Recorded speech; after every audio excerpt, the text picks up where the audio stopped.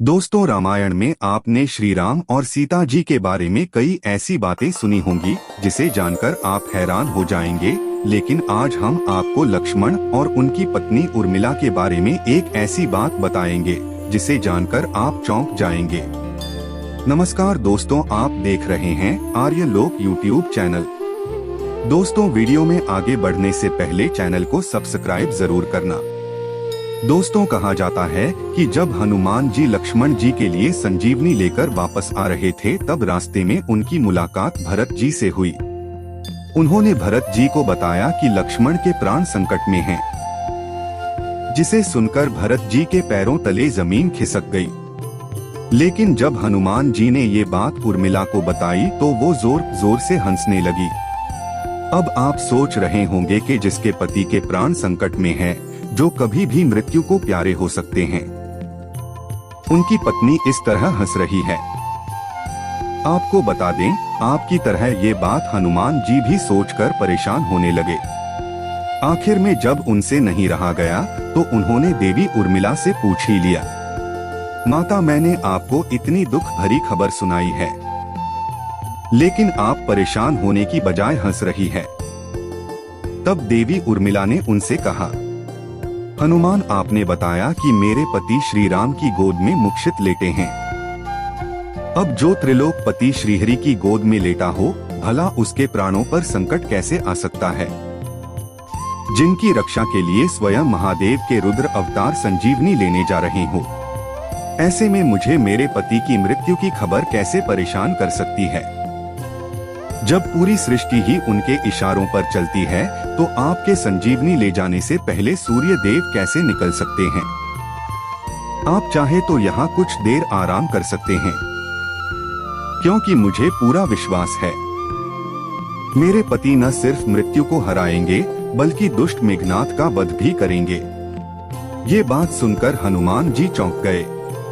उन्होंने देवी उर्मिला के त्याग, स्नेह और अखंड पतिव्रत को प्रणाम किया और फिर लक्ष्मण जी को बचाने संजीवनी लेने निकल गए। अब आपको उर्मिला के पति प्रेम से जुड़ी एक और रोचक बात बताते हैं। मान्यता है कि जब लक्ष्मण जी प्रभु श्री राम और माता सीता के साथ वनवास जा रहे थे, तब उन्होंने उर्मिला से एक वचन लिया। वचन ये था कि चाहे परिस्थितियां कितनी भी विपरीत क्यों न हो, चाहे जो संकट आ जाए, आप रोएंगी नहीं। अब आप सोच रहे होंगे कि लक्ष्मण जी ने उनसे ये वचन क्यों मांगा। लक्ष्मण जी का कहना था कि अगर आप विकट परिस्थितियों में रोएंगी तो आप कमजोर पड़ जाएंगी। ऐसे में माँ और परिवार का ध्यान कैसे रख पाएंगी? क्या आप जानते हैं, अपने पति को दिए इस वचन को निभाने के लिए उर्मिला न तब रोई जब लक्ष्मण जी वनवास जा रहे थे, और न ही तब रोई जब अयोध्या के राजा दशरथ यानी उनके ससुर जी का स्वर्गवास हुआ था।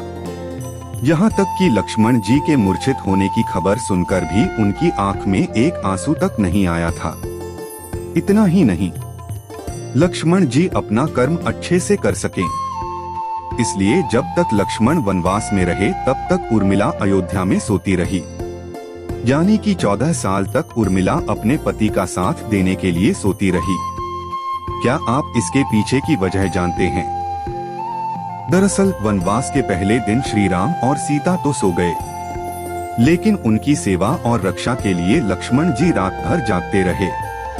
ये देखकर नींद्र की देवी लक्ष्मण जी से मिलने गई और उन्हें बताया कि वो जो कर रहे हैं वो प्रकृति के नियम के विरुद्ध है।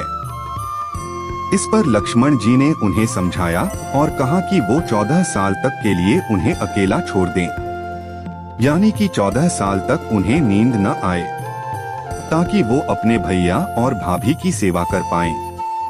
इस पर निद्रा की देवी ने उन्हें बताया कि ऐसा नहीं हो सकता है, ऐसा करना सृष्टि के नियम से खिलवाड़ करने जैसा होगा।